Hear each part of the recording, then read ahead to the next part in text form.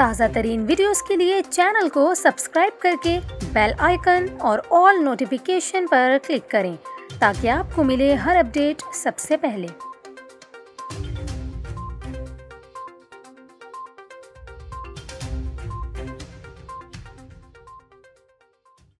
السلام علیکم، نیوز 24/7 اردو میں خوش آمدید۔ ناظرین، ابھی آپ کو کراچی کے حوالے سے اچھی خبر دیتے چلیں۔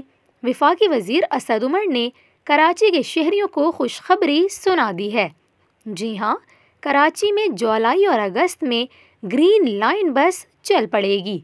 اسد عمر نے کہا، گرین لائن کے لیے پروٹوٹائپ بس جلد تیار ہو جائے گی۔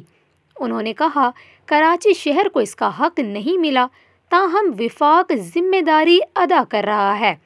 کراچی کے لیے فائر ٹینڈرز اہم ضرورت ہے۔ KMC کے پاس ملازمین کو تنخواہیں دینے کے پیسے نہیں ہیں۔ اسد عمر نے کہا، حالات اس وقت بہتر ہوں گے جب اس شہر کو اون کیا جائے گا۔